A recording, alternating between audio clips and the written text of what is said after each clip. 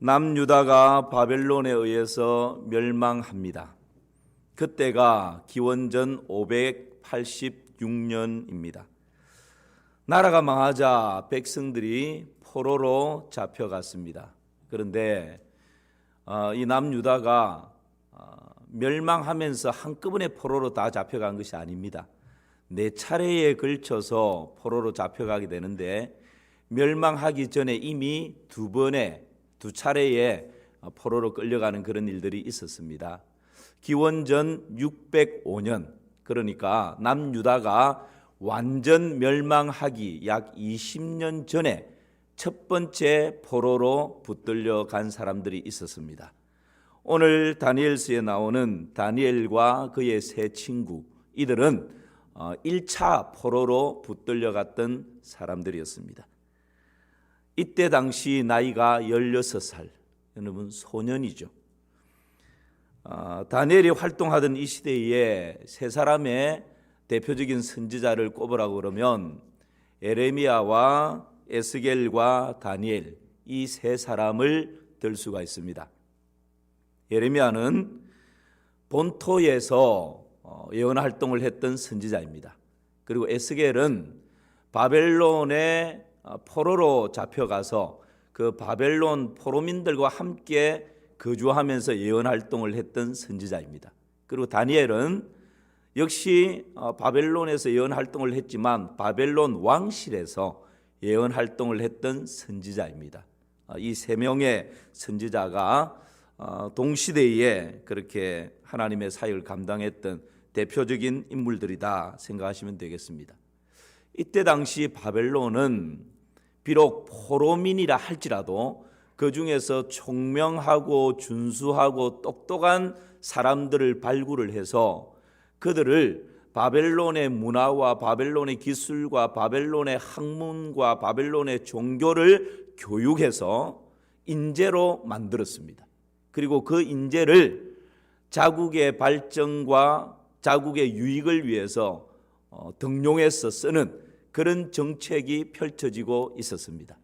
그러니까 다니엘과 세 친구들은 1차 포로로 붙들려 갔지만 그 엘리트 그룹에 선발이 되어서 포로였지만 왕실에서 제공하는 먹는 것, 입는 것, 잠자는 것, 모든 필요들을 다 제공받으면서 그렇게 아주 특별한 대우를 받으면서 생활을 할 수가 있었습니다. 그런데 이들에게 문제가 생깁니다. 그 문제가 뭡니까?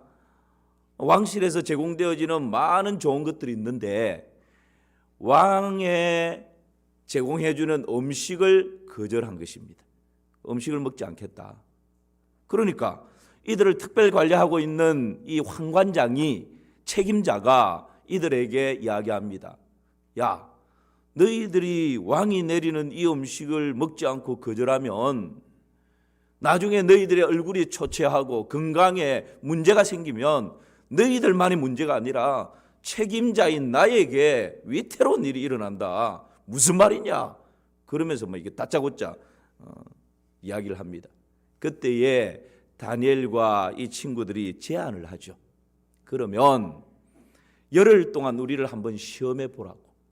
열흘 동안 우리는 채소와 물만 먹을 것이니 열흘 후에 채소와 물만 먹은 우리와 왕이 내리는 진수성찬을 먹은 이 다른 소년들과 비교해 보아서 그 결과를 가지고 당신의 소견에 옳은 대로 행하라고 그렇게 제안을 하게 되는 것이죠. 여러분, 다니엘과 이들에게 있어서는 포로의 신분으로 이런 기회가 쉽게 옵니까? 바벨론 제국인데 그 제국의 장래를 짊어질 수 있는, 개인적으로 보면 그 미래가 활짝 열려 있는 지금 이런 절호의 기회를 얻었는데 왕이 내리는 음식을 거절한다? 그 기회를 다 날려버릴 수 있습니다. 좀 더 심각하게 말하면 왕의 명령을 거역한 것으로 목숨도 위태로울 수 있습니다. 그런데 어떻게 이들이 지금 이런 결단을 하게 되는 것일까요? 왜 왕의 음식을 거절하는 것일까요?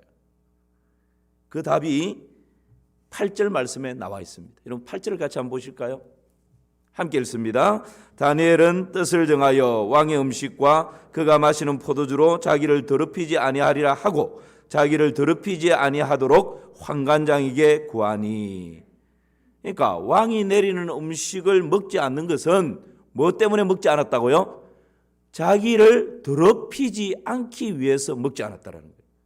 도대체 왕이 내리는 음식이 무슨 음식인데 그 음식을 먹으면 왜 더럽혀지는 것일까요?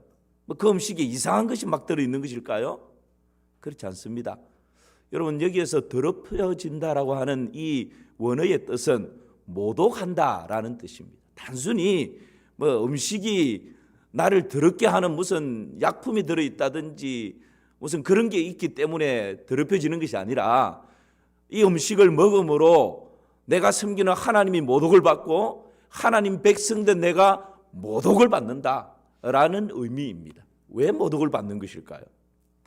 여러분 레위기 11장에 보면 정결법이 나옵니다. 그 정결법 중에서 음식에 있어서도 하나님의 백성들은 부정한 음식과 정결한 음식을 구분해서 부정한 음식은 먹으면 안 되고 정결한 음식만 먹을 수 있도록 다 구분을 해놨어요.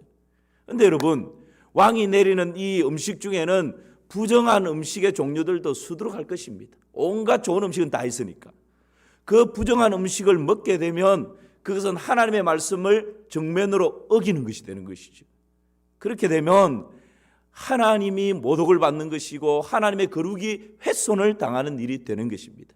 뿐만 아니라 이때 당시에는 왕의 음식은 모두가 다 이방 신에게 바쳐진 후에 왕궁으로 들어오게 되어 있었습니다. 그러니까 이미 이 왕실로 들어오는 모든 음식은 누구에게 바쳐져요? 이방 신에게 다 바쳐진 음식들입니다. 이방 신에게 왕의 음식을 바쳤다라고 하는 것은 단순히 그냥 형식상 이방 신에게 바치고 그 다음에 먹는 것이 아니고 이방 신에게 음식을 바쳤다라고 하는 것은 어떤 의미가 있느냐 하면 그 신이 이 모든 인생의 주인이다라는 것을 인정하는 표현입니다. 그리고 내가 음식을 바친다라고 하는 것은 그 신에게 충성을 맹세하는 표시가 음식을 바치는 것입니다. 그러니까 그 신을 인정하고 그 신에게 충성을 맹세하는 표로 음식을 바치고 그 음식을 먹는다라고 하는 것은 이 바벨론의 정책이었습니다. 그 정책이 제가 말씀드렸죠. 바벨론의 문화, 바벨론의 지식, 바벨론의 기술뿐만 아니라 바벨론의 종교까지도 이들이 앞으로 바벨론의 인재가 될 이 사람들에게 다 융화시키는 융화 정책이 여기에 녹아져 있었던 것이죠. 이것을 알았던 하나님의 사람들 다니엘과 그 친구들은 왕이 내리는 음식을 먹을 수가 없었던 것입니다. 당당하게 거절할 수밖에 없었던 것이죠. 왜요? 그것을 먹게 되면 나 외에는 다른 신을 두지 말라라고 하셨는데 하나님을 거역하는 것이고 이방신을 인정하는 것이고 이방신에게 충성을 맹세하는 행위가 되기 때문에 단호하게 그 음식을 거절할 수밖에 없었던 것입니다. 여러분 쉽지 않은 결단 아닙니까? 그냥 그 분위기에 그대로 3년 정도 잘 견디면 출세하는 것은 다 따놓은 당산입니다. 그리고 만약에 이것을 거절해서 왕의 귀에 들어가면 왕의 명령을 거역했다라는 이야기를 왕이 듣게 되면 그 포로민들 파리 목숨입니다. 자국민 중에서도 인재들은 많이 있을 수 있습니다. 목숨이 위태로운 지경입니다. 그런데 여러분 어떻게 이 다니엘과 이 친구들이 이렇게 할 수 있는 것일까요? 출세할 수 있는 기회를 포기해버리고 목숨이 위태로울 수 있는데 그것을 감수하고 음식 그게 뭐라고? 모른 척하고 먹으면 되지. 한 3년 정도 지나면 되는데 뭐 밖에 보는 사람도 없는데 로마에 가면 로마의 법을 따르라고 왕실에 그냥 들어왔으니까 그 법을 따라서 그냥 그렇게 지나가도 누구 한 사람 그것 때문에 뭐 이야기하는 사람 없었을 것입니다. 그런데 왜 이들이 이런 모든 것을 다 포기하면서 왕의 음식을 거절하는 것일까요? 다시금 8절 말씀 보시기 바랍니다. 8절. 함께 읽습니다. 다니엘은 뜻을 정하여 왕의 음식과 그가 마시는 포도주를 자기를 더럽히지 아니하리라 하고 자기를 더럽히지 아니하도록 환관장에게 구하니. 뭘 정했다고요? 뜻을 정했다. 여러분, 다니엘과 세 친구는 뜻을 정했습니다. 8절 말씀만 보면 다니엘 혼자 뜻을 정한 것 같은데 대표로 다니엘이 이야기를 하는 것이고요. 11절과 12절에 보면 당신들의 종들을 열흘 동안 시험한 후에, 그러니까 다니엘과 나머지 친구들이 함께 뜻을 정한 것입니다. 여러분, 이 시대도 마찬가지입니다.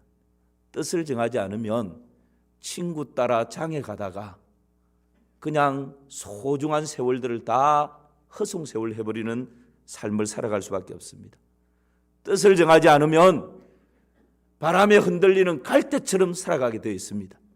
뜻을 정하지 않으면 환경 때문에 하루에도 몇십 번씩 천국과 지옥을 오르락내리락 하며 살아갑니다. 뜻을 정하지 않으면 사람들의 반응이나 사람들의 평가 때문에 내 삶을 송두리째 빼앗겨버리며 그렇게 살아갈 수밖에 없습니다. 다니엘과 그 친구들처럼 이 시대에도 뜻을 정하는 것이 너무나 중요합니다. 여러분, 뜻을 정한다라는 것이 무슨 의미일까요? 그래, 나는 결심해서, 단순히 내가 지금 막 이 마음에 각오하고 결단하고 결심하는 이것이 뜻을 정하는 것일까요? 뜻을 정한다라고 하는 데는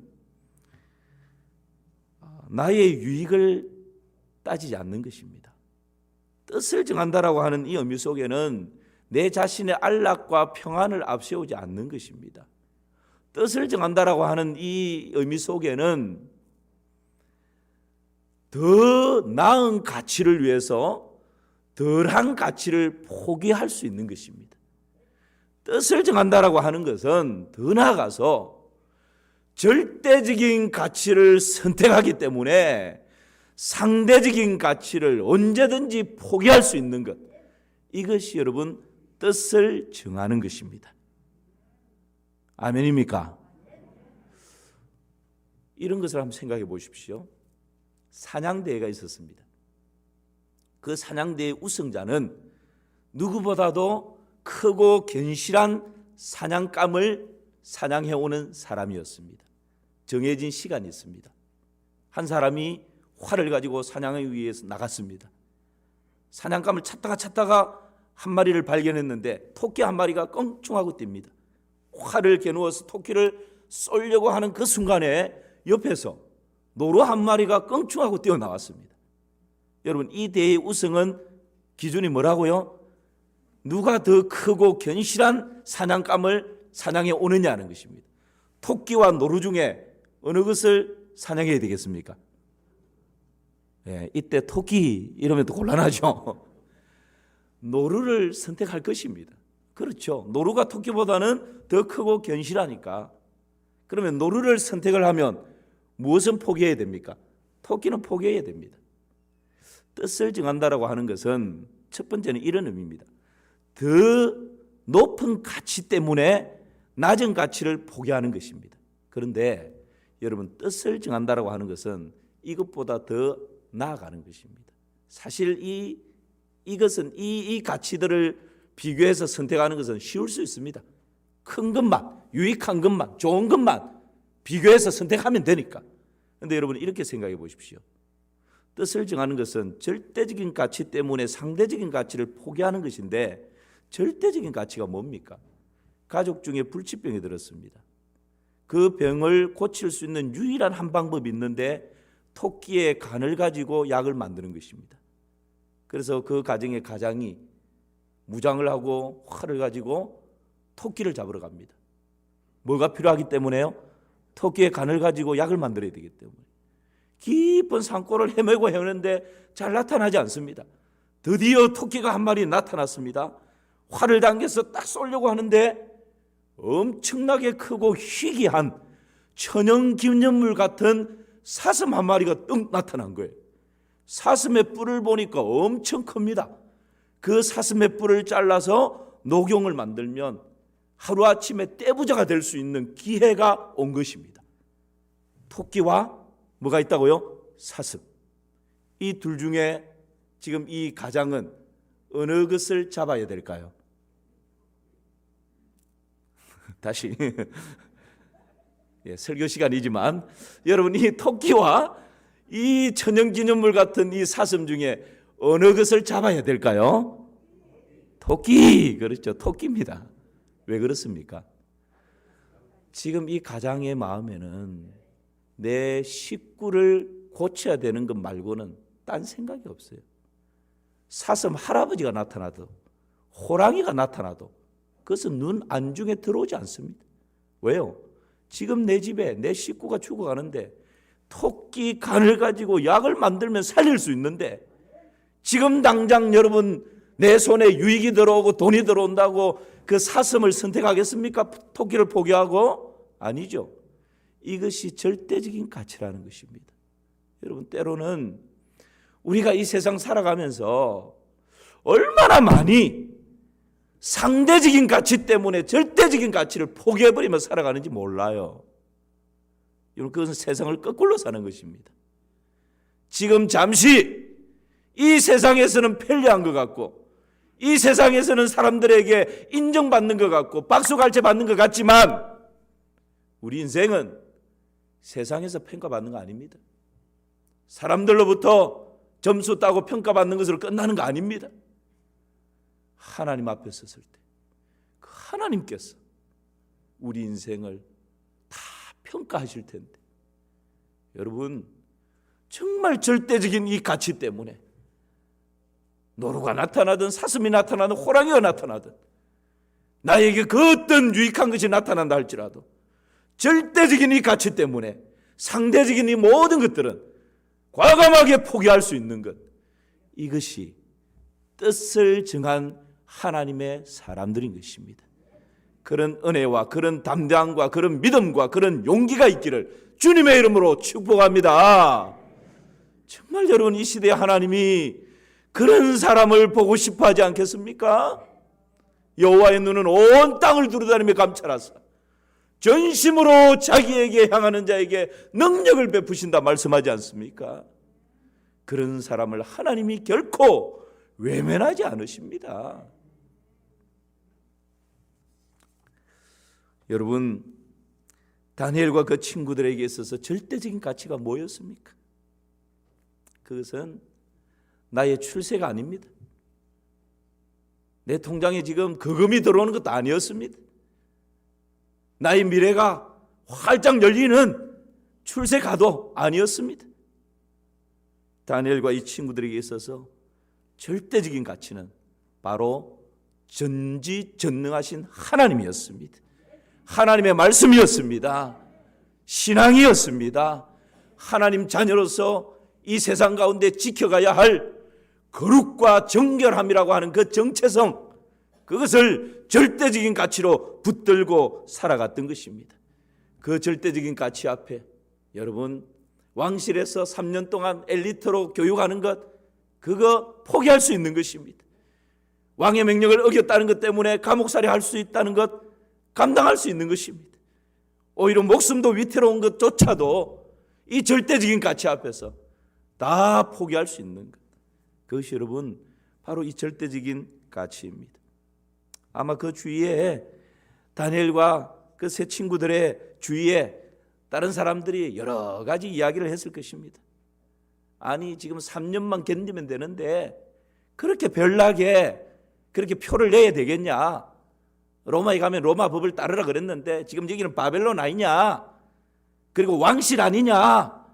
세계의 권력의 핵심부인데 감히 왕의 명령을 어기고 그렇게 튀며 그렇게 표내며 그렇게 할 필요 있냐? 눈 지그시 감고 그냥 이 시기 잘 지나고, 그래서 더 영향력 있는 자리에 앉으면 그때 더 영향력 있는 그런 모습으로 살아가면 되지.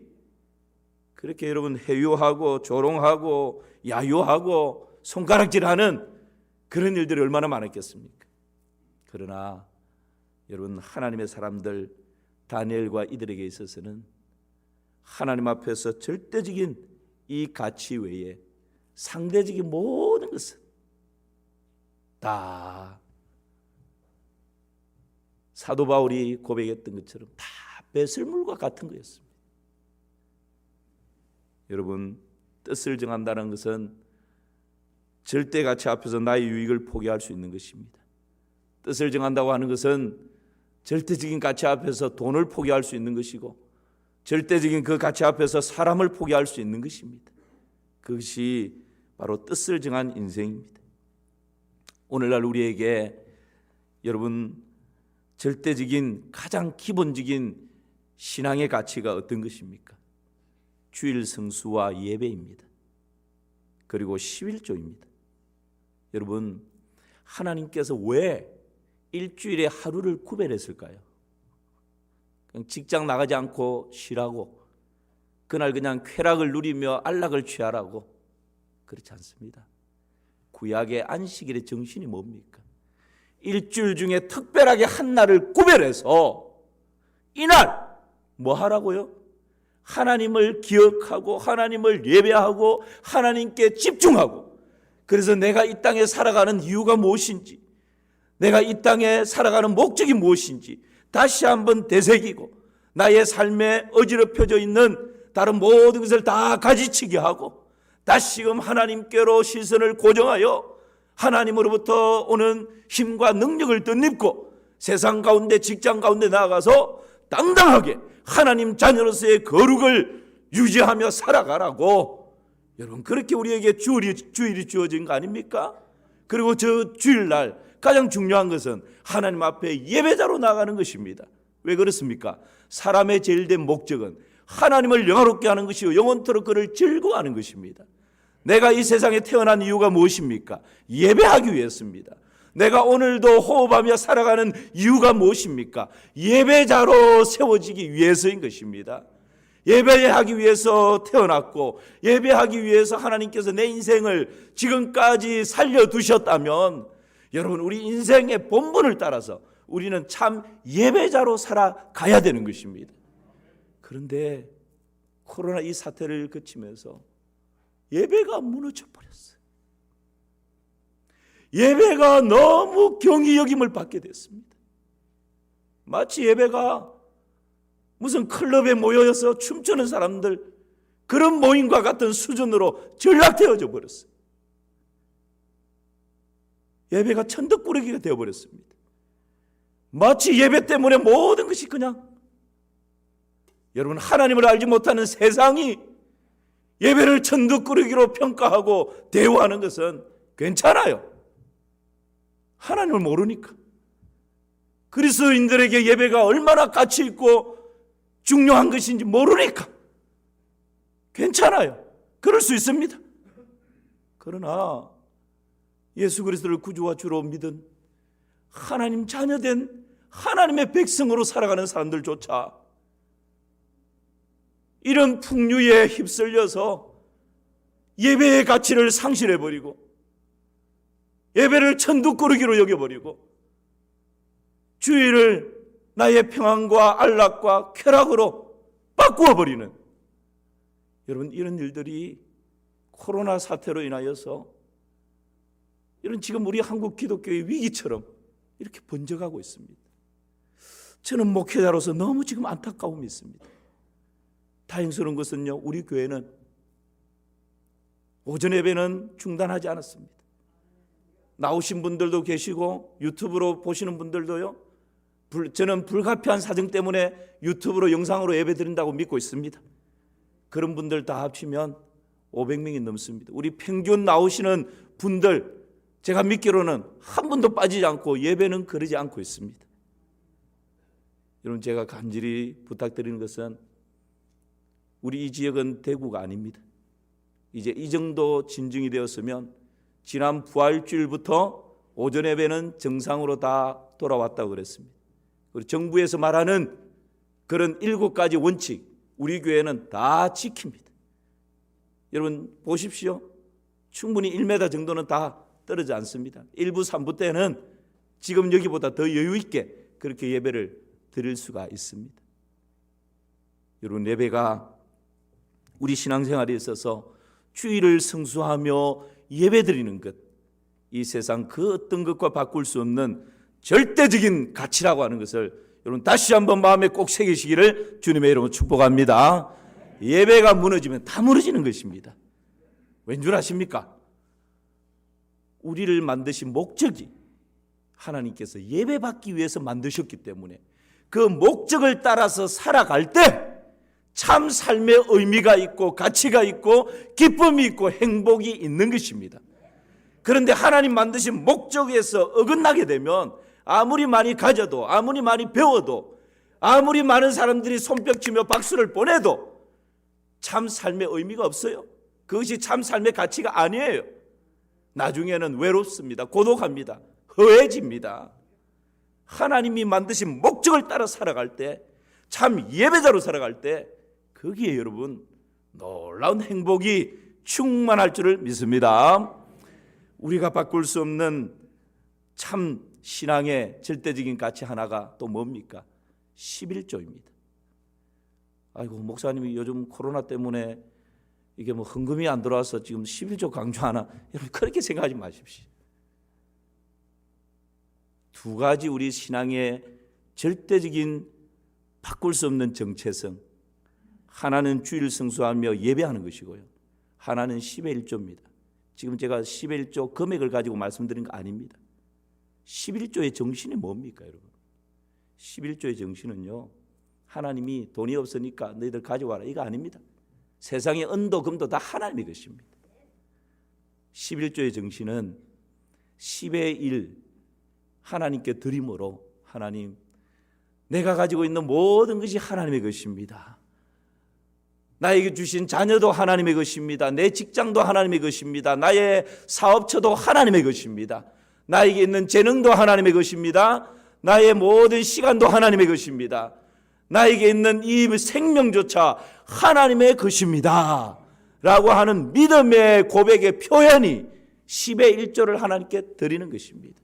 하나님은 우리에게 10분의 1을 받으시면서, 그래 내가 너의 모든 것 다 받은 걸로 치줄게, 그것이 여러분 11조의 정신 아닙니까? 근데 우리가 신앙생활 하면서 여러분 이 11조에 대해서 너무나 희미해져 버렸습니다. 11조의 가치가 너무나 희석되어져 버렸습니다. 나에게 당장 필요가 느껴지면 그냥 11조는 건너뛰기도 합니다. 여러분 하나님께서 뭐라 말씀하시는지 아십니까? 도둑질하지 말라고. 도둑질하고 나에게 와서 그렇게 경건한 것처럼 하지 말라고. 10의 1은 하나님께서 하나님의 것이라고. 십계명에 도둑질하는 것이 다른 이웃의 것을 훔치는 것이 아니라 하나님의 것을 도둑질하는 것, 거기에 대해서 하나님께서는 분명히 경계하십니다. 그리고 하나님의 것을 그냥 내 것인 것처럼 인심 쓰는 것처럼 그렇게 생활하시는 분들이 있습니다. 그렇지 않습니다. 10의 1조는 하나님의 것을 하나님께 드리며 나의 모든 것이 하나님의 것이라고 고백하는 믿음의 고백이 절절히 녹아있는 것이 10의 1조입니다. 그런데 이 11조를 내 것을 가지고 하나님께 인심 쓰는 것처럼, 그냥 기분 좋으면 좀 더 하고, 그냥 막 그냥 다른 일이 있으면 그냥 건너뛰기도 하고 덜하는, 여러분 우리 하나님은요 만홀히 여김을 받지 않으십니다. 우리 하나님께서는 말라기 말씀 보면 온전한 10의 1조를 원하신다 그렇게 말씀하십니다. 그게 뭡니까? 하나님께 온전한 10의 1조를 하나님이 바치라 그러시면서 하나님이 뭐라고 말씀하십니까? 너희들 10의 1조를 가지고 나를 한번 시험해봐라. 하나님 다른 것 가지고 시험해보라 그러지 않습니다. 10의 1조를 가지고 나를 시험해봐라. 너희들이 온전한 11조를 바치면 내가 하늘 문을 열고 너희 창고가 쌓을 곳이 없도록 넘치게 복을 주지 않는지 너희들이 나를 한번 시험해보라고 말라기서에서 그렇게 하나님 말씀하셔요. 여러분 앞으로 많이 들어오는 것 같은데 자꾸 뒤로 나가는 그것이 반복됩니까? 뭔가 가정에 우환이 자꾸 밀려옵니까? 딱 두 가지를 한번 점검해 보십시오.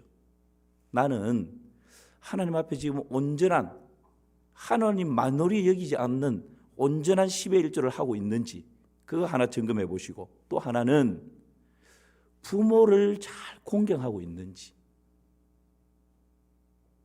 그 두 가지만 딱 점검하면요 답이 나옵니다.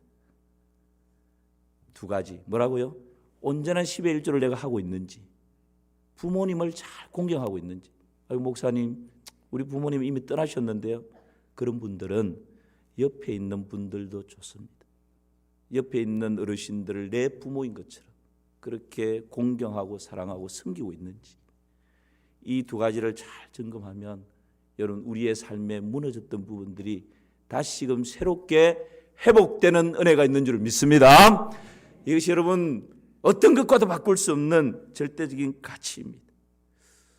뜻을 정한다라고 하는 것은 이 절대적인 가치 때문에 상대적인 가치를 다 포기할 수 있는 것, 이것이 뜻을 정하는 것이고요. 뜻을 정한다라고 하는 것은 하나님의 절대 주권을 신뢰하는 것입니다. 여러분 다니엘과 그 친구들이 뜻을 정하여서 열흘 동안 우리를 시험해 보라 그러지 않습니까? 우리는 채소와 물만 먹을 테니 왕의 진미를 먹는 이들과 열흘 후에 비교해서 그렇게 그 결과를 가지고 평가하라, 그렇게 이야기를 하죠. 여러분 그 결과가 어떻게 나옵니까? 15절 말씀 우리 같이 한번 볼까요? 같이 읽습니다. 열흘 후에 그들의 얼굴이 더욱 아름답고 살이 더욱 윤택하여 왕의 음식을 먹는 다른 소년들보다 더 좋아 보인지라. 여러분 우리 하나님께서 뜻을 정한 하나님의 사람들을 그냥 방치하지 않는다는 거예요. 열흘이 딱 지나서 보니까 이 다니엘과 이 친구들이 더욱 아름답고 더욱 윤택하여 다른 소년들보다 더 어떻게 됐다고요? 좋아 보인지라. 할렐루야. 하나님께서 뜻을 정한 인생을 이렇게 인도하시는 것입니다. 여러분 우리의 생사화복이 사람의 손에 있는 것 아닙니다. 한나라의 흥망성쇠가 권력자의 손에서 나오는 것이 아닙니다. 사람이 부자되고 출세하는 것이 그 사람의 실력만으로 되는 것이 아닙니다. 우리가 건강하고 장수의 복을 누리는 것이 보약을 먹고 건강검진을 매년마다 하고 그렇게 운동을 열심히 하는 것만으로 되는 것이 아닙니다. 여러분 우리 인생의 생사화복과 이 모든 것을 궁극적으로 다스리고 주장하시는 분은 살아계신 하나님이십니다. 이것이 여러분 하나님의 절대적인 주권 아닙니까? 다니엘서 1장 6, 7절 말씀 보면요 이런 말씀이 있죠. 제가 읽습니다. 그들 가운데는 유다 자손 곧 다니엘과 하냐냐와 미사엘과 아사라가 있었더니 환관장이 그들의 이름을 고쳐 다니엘은 벨드사살이라 하고 하냐냐는 사드락이라 하고 미사엘은 메삭이라 하고 아사라는 뭐라고요? 아벳느고. 이름을 다 바꿔버린 것입니다. 일제강점기에 창시개명을 통해서 민족 말살 정책을 쓴 것처럼 이 바벨론 이 정책 중에도 유대인들의 이름을 바벨론식으로 다 바꿔버린 거예요. 그런데 여러분 우리가 다니엘은 잘 압니다. 그리고 세 친구 이름이 뭐죠? 사드락과 메삭과 아벳느고 이렇게 다 아는데 다니엘 말고 사드락, 메삭, 아벳느고는 유대식 이름이 아니고 바벨론으로 바뀌어진 바벨론식 이름이에요. 여러분 스크린을 한번 보십시오. 이 이름의 뜻은 이런 뜻이 있습니다. 다니엘이라고 하는 이 이름의 뜻은요 하나님께서 심판하신다, 그런 유대식 이름인데 벨드사살, 바벨론식 이름으로 벨드사살로 바뀌어버렸어요. 이 벨드사살 이름의 뜻은 벨이여 그의 생명을 보존하소서. 벨이라고 하는 것은 마르둑 신을 말합니다. 마르둑 신이 생명의 주권자다. 하나님이 아니고 마르둑 신이 벨이 주권자다 이런 말입니다. 우리가 아는 사드락이라고 하는 이 친구의 이름은요 이 사드락의 본래 유대식 이름은 하나냐였습니다. 하나냐의 이름의 뜻이 뭡니까? 하나님은 자비로우시다. 하나님과 연관되는 이름인데 사드락이라고 바벨론식으로 바꿔버렸어요. 사드락 이름의 뜻은요 태양의 영감, 이방 종교와 관련이 있는 것입니다. 메삭도 본래 유대식 이름은요 미사엘이었습니다. 미사엘 이름의 뜻이 뭡니까? 하나님과 같은 분이 누구신가? 너무나 좋은 이름입니다. 그런데 메삭으로 아쿠신 같은 분이 어디 있는가? 이방신과 연관된 이름으로 바꿔버렸어요. 아벳느고 본래 유대식 이름은 아사라였습니다. 하나님께서 도우신다. 얼마나 좋은 이름입니까? 그런데 바벨론식 너고의 종, 아벤노고로 바꿔버렸습니다. 여러분, 이 유대 소년들, 하나님 절대신앙을 가지고 절대적인 가치를 위해서라면 어떤 것도 다 포기할 수 있는 이들을 완전히 바벨론화시키기 위해서, 이방 종교와 접목시켜버리기 위해서 이름조차 다 이방신과 관련되는 이름으로 바꿔놓았던 거죠. 그리고 이때 당시 이 바벨론은 제국이었습니다. 지금 미국처럼 세계를 제패하는 그러한 나라였습니다. 그러니까 거기에 왕은 얼마나 큰 소리 쳤겠습니까? 느부갓네살, 내가 모든 세상을 통치하고 다스리는 주권자다. 내가 모든 것을 다 심판할 수 있다. 그렇게 큰 소리 쳤을 것입니다. 그러나 다니엘은요, 이 다니엘 성경을 기록하면서 의도적으로 바벨론식 이름이었던 벨드사살이라고 하는 이름은 거의 쓰지 않습니다. 다니엘이라고 하는 이름을 계속적으로 사용합니다. 다니엘 8장 1절에도 보면 나 다니엘에게 처음부터 나타난 환상 후, 8장 15절에도요 나 다니엘이 이 환상을 보고, 9장 2절에도요 나 다니엘이 책을 통해 여호와께 말씀으로, 나 다니엘, 나 다니엘, 나 다니엘. 왜 그럴까요? 벨드사살 바벨론식 이름인데 벨이 말두기 세상의 심판자라고 말하는 그 벨드사살이라는 이름을 쓰지 않습니다. 다니엘, 하나님이 통치자시고 하나님이 주권자시고 하나님이 세상의 심판자시다 라고 하는 그 다니엘이라고 하는 이름을 의도적으로 계속적으로 사용하고 있는 것이죠. 그래서 여러분, 이 다니엘의 인생을 들여다보면 느부갓네살, 벨사살, 다리오, 고레스 왕들입니다. 느부갓네살 왕, 벨사살 왕, 다리오 왕, 고레스 왕, 이 왕들은 다 그냥 바뀌어지고 죽어나가고 그렇게 하는데, 다니엘이라고 하는 이 하나님의 사람은 느부갓네살을 거치고 벨사살 왕을 거치고 다리오 왕을 거치고 고레스 왕 4명의 왕을 거치면서 권력의 핵심부에서 2인자로서 하나님의 살아계심을 아름답게 드러내고 나타내고 증거했던 그런 믿음의 사람이 되었던 것입니다.